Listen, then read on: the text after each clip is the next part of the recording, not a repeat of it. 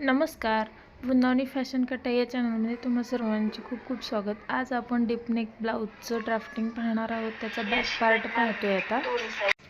Video शेवटपर्यंत पहा आणि तुम्हाला जर व्हिडिओ आवडला तर व्हिडिओला नक्की लाईक करा. अशी लाईन मारून घेतली दोन्ही साईडने. पॅकला होती तशी सेम घ्यायला. आता चार्ट घ्यायचं. आता ह्याला पण चार्टच्या समोर ठेवायचं. आता शोल्डर लाईन काढायची. त्याला कशी काढली होती तशीच ह्याला पण. शोल्डर +1 आणि त्याचा अर्धा करायचा. शोल्डर किती आहे? 13 + 1 आणि बाजूला 2. म्हणजे हे टेपवर होऊ शकते 7 इंच. असं टेप आपण घेतला 14चा अर्धा. हे 13 इंच शोल्डर, त्यामध्ये 1 इंच प्लस. तो डायरेक्ट असं केलं तर हे 7 इंच भेटतात. असं तर इथे हे 7 टाकायचं.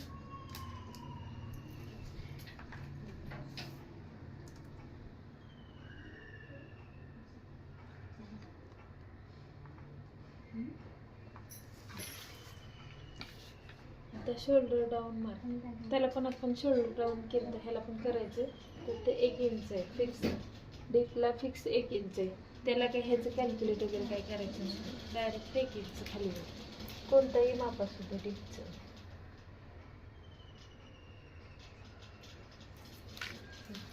आता नेक विड्थ काढायची. नेक राऊंड भागिले 5 म्हणजे ते सेम आहे. 12 भागिले 5. 12 आलेले आहे ना. 2.4. 2.4 म्हणजे 2 आणि 2 काहीतरी 4. 2.5 इंचच होते ना. 40 म्हणजे 40 म्हणजे 2.5. तो 2.5 टाकला.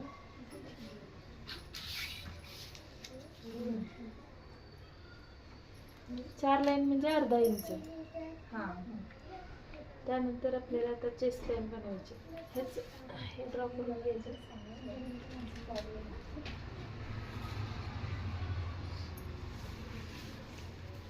आता ह्याचा पण आर्महोल काढण्यासाठी म्हणजे चेस्ट लाईन बनते त्या ब्लाऊजला जशी केली होती तशीच ह्याला पण चेस्ट लाईन काढण्यासाठी हा फॉर्म्युला. त्यामध्ये आपली छाती कोणत्या लाईनला बसते. किती आहे तुमची? 32.5. 32.5. आता 32.5 भागिले 6 तर कंपल्सरीच आहे सगळं. बघा ह्या दुसऱ्या लाईनमध्ये जाते इथे. तर 30 ते 35च्या मध्ये. 32.5 भागिले 6 आणि यामध्ये +0 म्हणजे पाव इंच प्लस करायचं फक्त. 5.66. 66 किती मध्ये येते बघा. 6 लाईन. 5च्या पुढं 6 लाईन. हे आपल्याला इथं टाकायचं नाही. शोल्डरच्या लाईनवर पण इथं फक्त चेस्ट लाईन बनवायची आहे. असं आता ही लाईन इथून नाही येणार. ते चेस्ट लाईन बनवायची.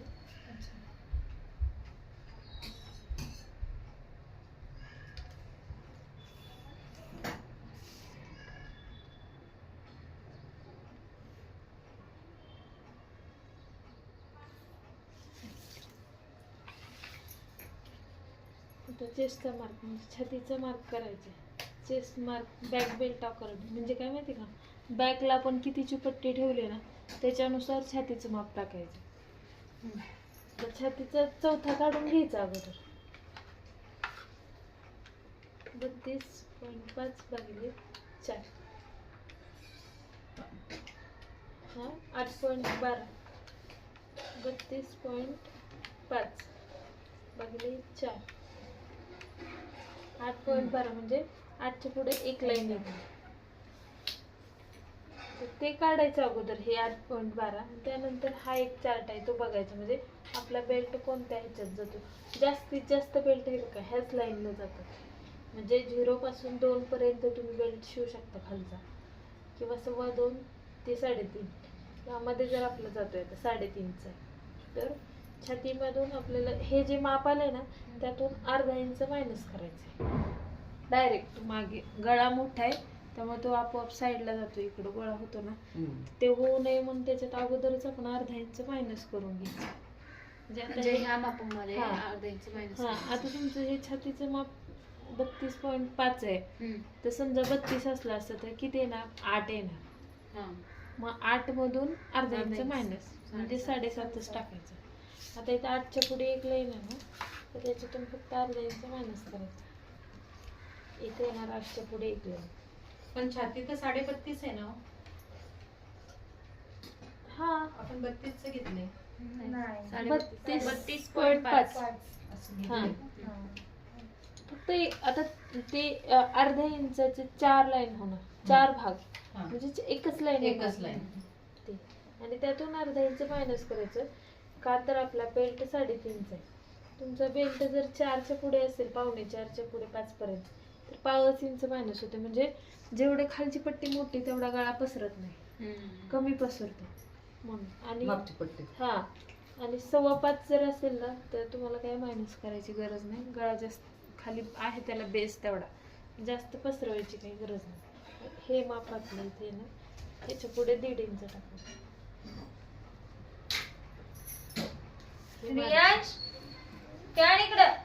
आता हे मायनस शोल्डर, म्हणजे आपण इथून हे काय मायनस करतो ते ready shoulder, neck shape, neck deep.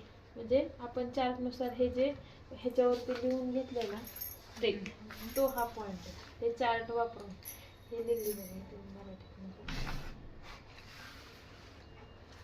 मग आता मायनस, आता हा भाग कुठला चालू आपला? मागचे बघायचं चार्ट. त्यामध्ये आपण किती मायनस केले? 3. 3चा अर्धा करून 1.5 टाकायचा. टक्स बघा बरं एकदा समजा भेटली लावते. पण 3 कुठले मायनस केले? हे बघा इथे लिहिलं ना आपण, ह्याच्यातून काढलं. हा, हे 3 केलं, पण त्याचा हे 2 भागांचं आपण आता एकाच भागाचं म्हणजे एकाच साईडचं माप टाकतोय ना. हा, बॅकचं म्हणजे बॅकचं जरी असलं तरी दोन्ही शोल्डरचं वेगवेगळं टाकत नाही ना. 2 शोल्डर एकावरच आहेत ना. हे 1.5 आणि खालच्या भागाचं 1.5 असे 3 मायनस होतात. म्हणून हे इथून 1.5च टाकायचं. द्या बरं.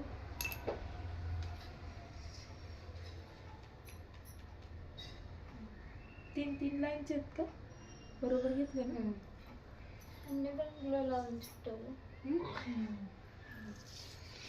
इथं मायनस केलं. आता हा पॉइंट समजला ना कसा मायनस केलं? हे आपण इथे लिहून घेतलं आता 2 साईडचं. आता इथपर्यंत आलं, ते इथे काढायचं. आर्महोलचा शेप काढण्यासाठी straight line draw. Straight line म्हणजे हा जो शेप काढलाय ना, इथून स्ट्रेट काढायची लाईन.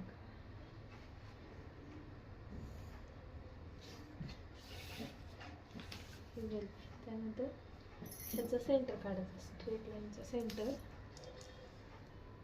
बॅकचं जसं काढत होतं तसं.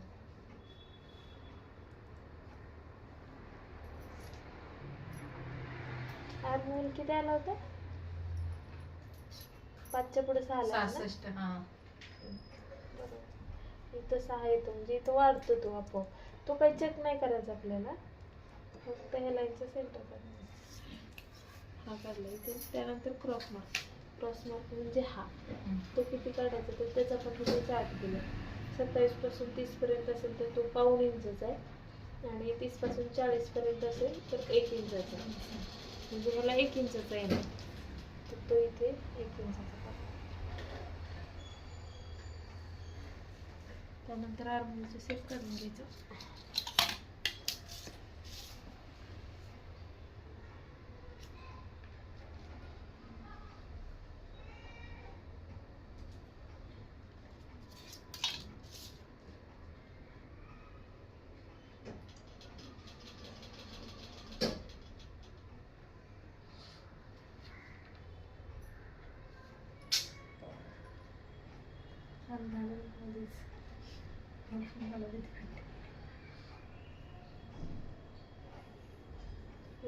बरोबर 3 पॉइंट मॅच झाले. हा आणि हे. हा कधी नाही झाला तरी एवढं काही नाही, पण हे 2 तर झालेच पाहिजे मागच्या सारखं. हे झालं. आता लेंथचा मार्क करायचा. लेंथचा मार्क करण्यासाठी मायनस शोल्डर आणि नेक विड्थचं सेंटर. म्हणजे ह्याचं सेंटर काढायचं फक्त. आता आपण अगोदर कसं इथून Minus काढायचं, केलं. आता फक्त एवढं सेंटर काढायचं. इथून लेंथ टाकायची. लेंथ मध्ये लेंथ प्लस 1 इंच, 13.5 प्लस 1 14.5, 13 उंची लिहायची. हा 1 इंच वाढव. अर्धा कमी. त्याच्यासाठी काय आहे, कंबर भागीले 4 हे फिक्स आहे. झालं. साईड फिटिंग लाईन हे संपला म्हणजे बॅक पार्ट. ते फक्त गळ्याचा आकार वगैरे द्यायचा. आता हे जे आपलं झालेलं आहे, कंबर किती 26 आहे ना, ते हेडफोन पण जमा बिघडले काय हेडफोन 6 आणि टक्सचं आपण 1.5 इंच पुढे आणि हे पुढे 1.5 इंच. तुम्ही एकदम कॅल्क्युलेट करून पण माप टाकू शकता किंवा डायरेक्ट कमरेचा चौका काढला, त्याच्या पुढे टक्स, त्याच्या पुढे मार्जिन आणि ही फिटिंग लाईन काढून घ्यायची. ही सेम आली ना सर. ह्या कोणत्याही ब्लाऊजला जर तुम्ही हा टक्स नाही दिला ना तर ही लाईन तिरकी येते. जेव्हा टक्स द्याल ना सरळच येते. थोडी तिरकी बिरकी गेली तर काय नाही. फिक्स द्यायचाच आहे टक्स 1.5 इंचाचा.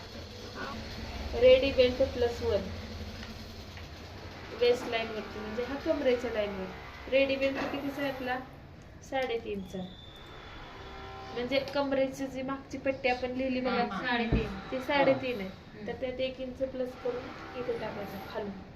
गळा पण आपण खालूनच टाकतोय म्हणून वरतून मोजायचंच नाही किती काय येऊ दे ते. फक्त आपण कॅल्क्युलेट त्या ह्याच्यासाठी गळा 3.5 काढायचा. मध्ये 1 इंच मिळवला. हा इथे. आता विड्थ मध्ये बघा, म्हणजे नेक विड्थ मध्ये ही जेवढी आली तेवढीच तुम्ही इथे ठेवू शकता किंवा त्यामध्ये अर्धा इंच प्लस करून 1.5 इंच 1 इंच जेवढा आपल्याला ब्रॉड पाहिजे तेवढा तुम्ही काढू शकता. आता तिथे त्यांनी अर्ध्याच इंचच दिले तर आपण पण इथे अर्धा इंचच प्लस करू. तुम्हाला पसरट चालतो ना हो का नको, 2.5चं पण ठेवू शकता तुम्ही. 1.5 ठेवू. हडकं दिसतील सगळं. वरचा किती होता 10. हा 2.5 आहे. मग इथे 1.5 हा आपल्या आवडीनुसार आहे किती तुम्हाला मोठा किती पाहिजे. पसरट करायचं. हा तुम्हाला एवढाच इथे ठेवू शकता. तसं काही नाही. तर असंच हे येईल आपण फक्त. कुठं टाकली म्हटलं? आणि थोडा वाढवला ते तर खालून थोडासा असं हे येईल. आपली खालची ब्लाऊजची जी पट्टी आहे ना मागची खालची, पट्टी. मागची 3.5 प्लस 1 इंच. हा मग हे टाकली. त्यानंतर त्याचा बॉक्स बनवून घ्यायचा.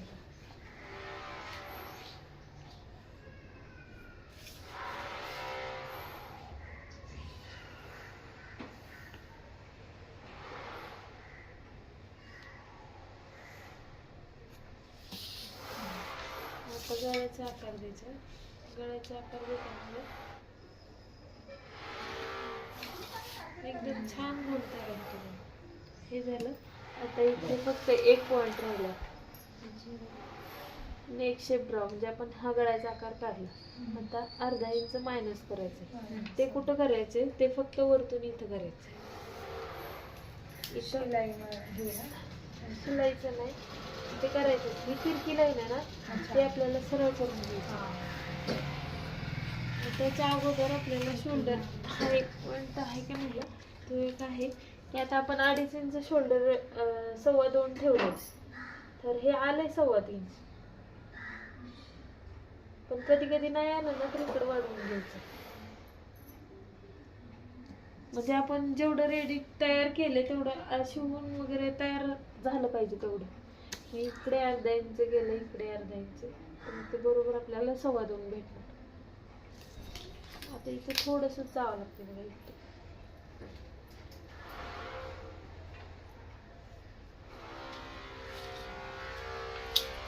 आणि इथून हे अर्धा इंच.